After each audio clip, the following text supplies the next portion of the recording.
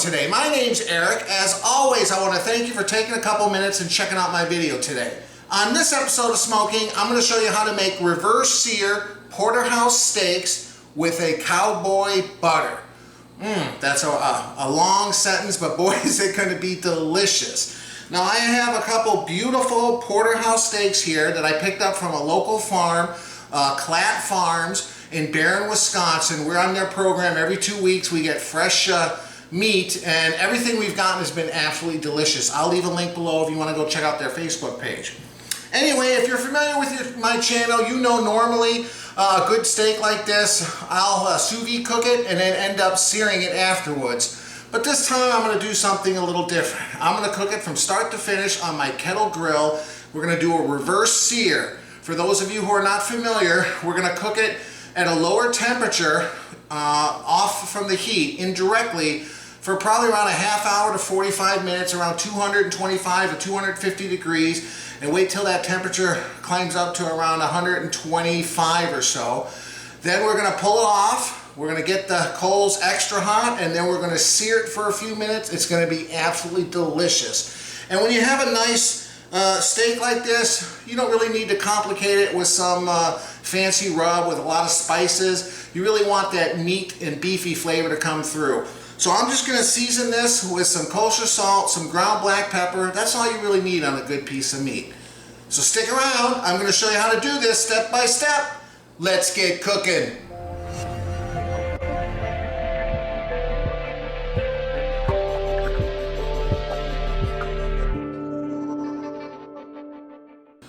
Okay, so the first thing we're going to do is we're going to season this with the salt and pepper.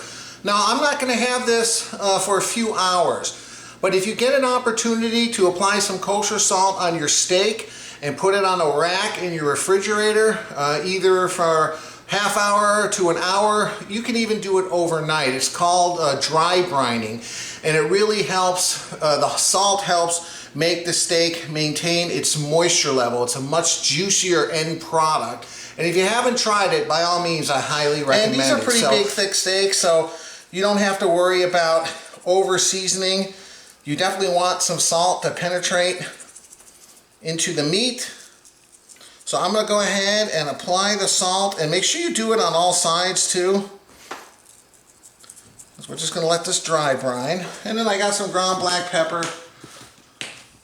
We'll apply as well. Put a little bit of salt there, a little bit of black pepper. You know, flip it over, we'll do the reverse. So I'll go ahead and continue to do this, and we'll be back in a minute. Okay, so here they are. They're seasoned with kosher salt and the ground black pepper on both sides.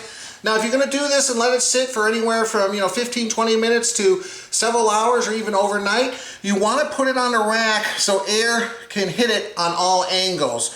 So I got it on a little wire rack here. If you have a cookie sheet with some kind of rack, just something. It doesn't have to be a big gap like this one, but just enough space that air can circulate. So I'm going to go throw this in the freezer, enjoy the rest of my afternoon, and we'll be back shortly. See you then. Alright guys, before we get busy cooking that steak, time for a drink review. I'm having Bubble Stash Indian Pale Ale. This is from, what's the company? It's Eugene, Oregon, 6.2% alcohol. And can I read it?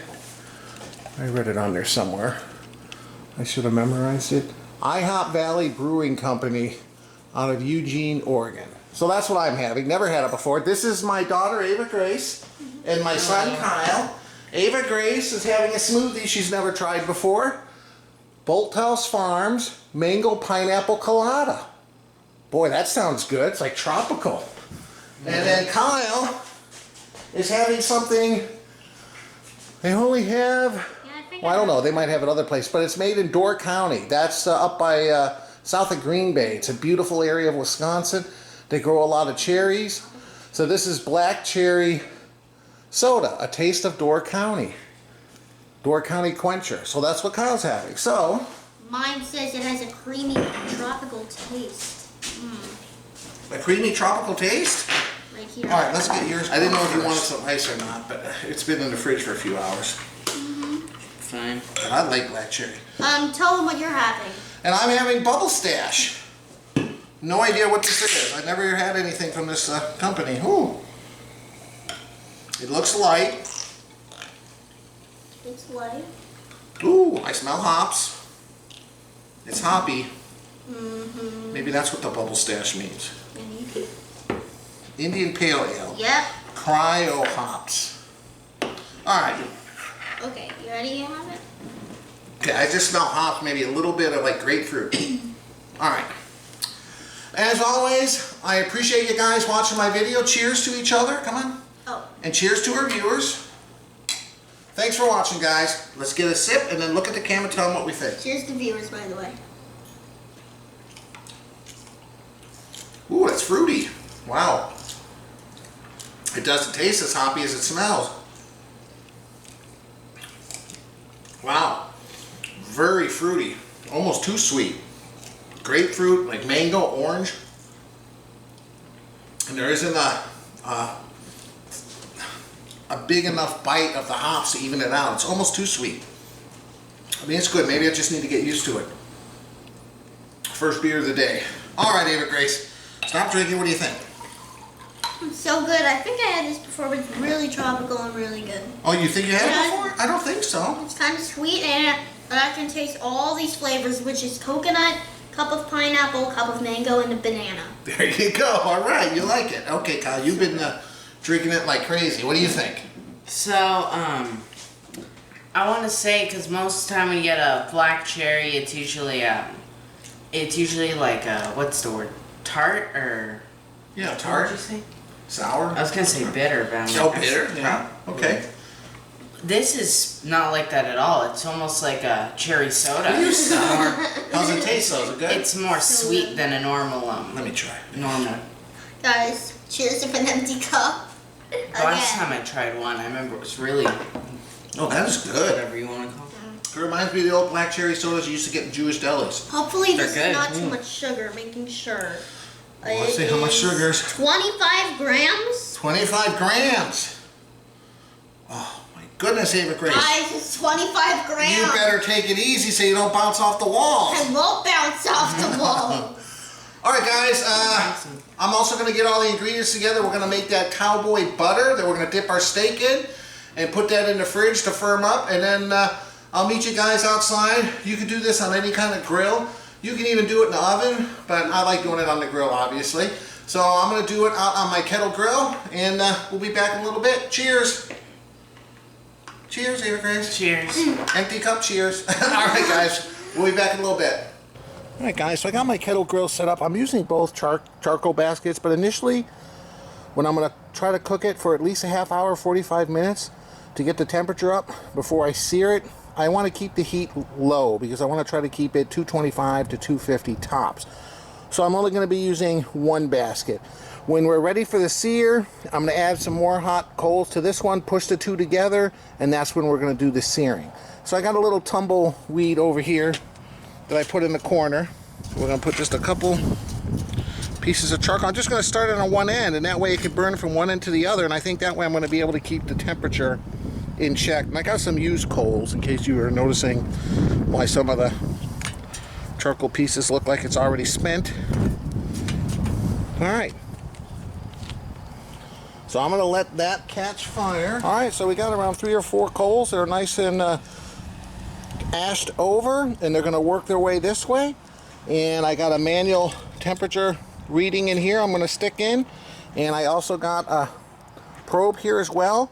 Now I'm going to put the cover on. We're going to try to stabilize this at, like I said, 225 to 250 because I want to allow these steaks an opportunity to absorb some of the smoke flavor. I'm going to throw a little bit of wood chips on there before I close the lid when the steaks are on there. That's pretty much it. So we're going to put the lid on there, and yeah, we'll give it 10-15 minutes to stabilize and see what temperature we're at. When we're at around 225 to 250, we'll throw those steaks on. Be back shortly. All right, so the first thing I'm going to do before I throw those steaks on is make this cowboy butter. Now I'll give credit where credit is due. I got this recipe from Sous Vide Everything, their website, and I'll leave the exact measurements down below. I doubled the recipe, but I'm going to give you the recipe in its original format. I'm just doubling it because I always like to double it. I think I'm going to really enjoy it.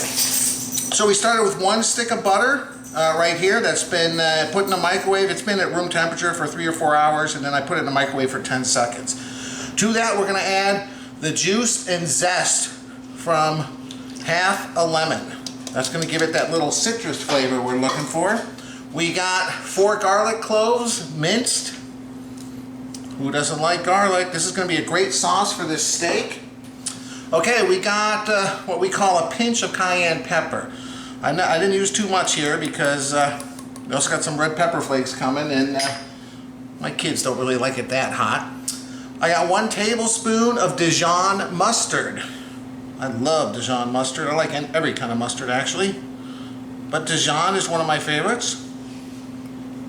Okay, so Dijon mustard. We have a 1/4 teaspoon of paprika. All right. Now we get some fresh ingredients. We got 2 tablespoons of chopped parsley. Oh, that's going to add some nice flavor and some nice color. We got 2 teaspoons of chopped parsley. Let's get all that parsley.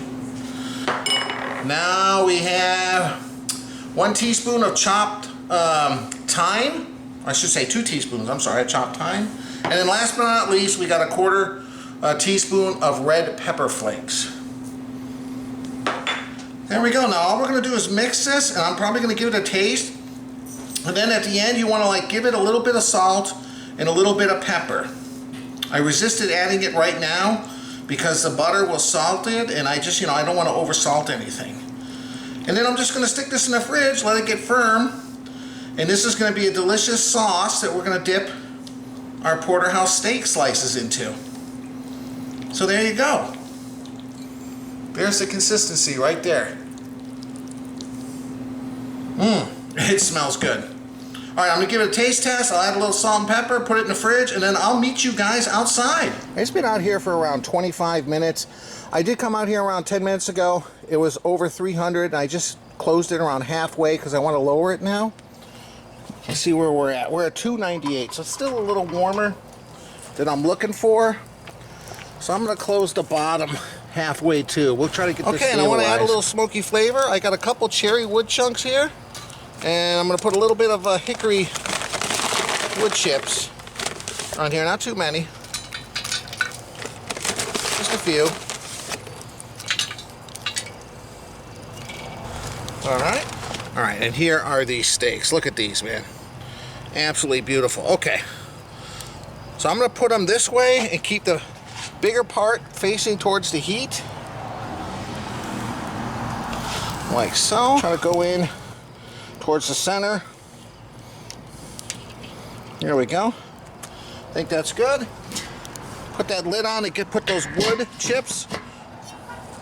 Turn them off. And let's see here. Hopefully it'll start smoking. We'll see some smoke coming out, which is what I want on those steaks. It's been around a half hour. Whoops. Looks like we're at around 260 degrees, and it's 109 on the temperature of the steak. So the smoke has settled down. Let's take a look here. And this one's saying 255, 260. So yeah, I guess we're right on with what it is. All right. Definitely a good idea to put the strip version of the T-bone towards the heat versus the tenderloin, because it's much smaller and it's a little thinner, and we don't want that to overcook. All right. Well, you know what? I think I might flip these right now. All right, so I just flipped them. I moved this probe here because I was getting a little too close to this. And let's see, we're not going to have much time here, I don't think. Or we're not going to need much time. We got to get to 125, we're at 102. And the grill's climbing fast because I had the lid off. Well, it was hovering around 260, so we're fine. Maybe another 10 minutes, 15 minutes, we'll be back. All right, we're right at around 42, 43 minutes, approaching 45 minutes. Looks like the steak is almost there, 122, and grill's a little hotter than I wanted, but it's settled off at 265. It's been holding there, so that's not too bad. So anyway, I'm going to do a couple other independent checks right now just to see how accurate this is. Take a look at what's going on. Oh, that's 121. We're just about there. 118. Let's do the back piece here. See, that one's going to be a little bit hotter because it's a smaller piece. You know what? I'm going to give it like maybe 2-3 minutes. And what I'll do here, I'll open this vent up all the way. Let me open the bottom vent because I want to get that for the sear. I'm going to take these off and let them rest. Cover them with foil and let them rest while I add a few more coals and get this fire really raging for a really hot and nice sear on these steaks. So they're going to settle down a little bit and we're going to get some temperature climb, which is normal. But yeah, let me see if I can get it consistently 125 and it'll rise up to 135 after a rest in the sear. So yeah, we're almost there. Be back in a minute. All right, we're at around 50 minutes. These are at 121. I'm going to take them off here and I'm going to get the fire going for the final sear. I'm going to go inside, cover these with foil, and let them rest. Oops. They definitely look like they got some smoke flavor. So there they are. I'm going to go inside, cover these with foil, and we'll be back to get this fire going. Alright, I added some charcoal and a few pieces of cherry wood to the fire out there. Give it a few minutes to get going, but man, look at this. It smells smoky. Looks good.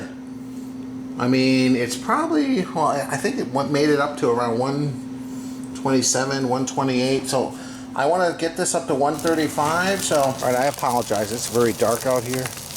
You probably can't see it very well. Well, we're going to give this 90 seconds and then I'll flip it over. I know there's some fat that's going to flare up. It's going to get a little you know, little burnt on the fatty ends, but you know, that's okay. That's part of doing a good steak, in my opinion. We'll be back. All right, it's been yeah, maybe 75 seconds. All right. Woo. All right, so these are definitely okay. I'm gonna flip them over here. Woo. And I apologize, it got dark out here.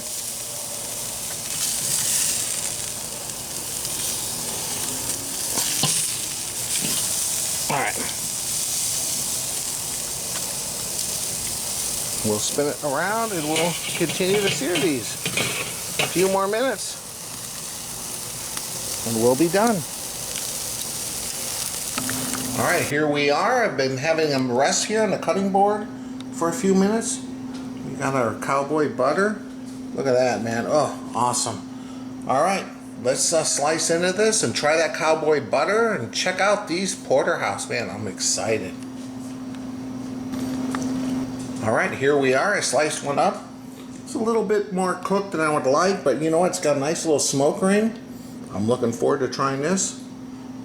One's still intact, one I sliced up. We got the butter there, Cowboy Butter. Be back in a minute to give this a sample. All right, welcome back. I'm here with my wife, Monica. I sliced one up, some little slices. This one we'll eat later. Okay. All right, so I'm So really... it's like a later treat. Yeah. Yeah, it's got a little bit of a smoke ring. It looks good, Okay, though. let's try this Cowboy Butter.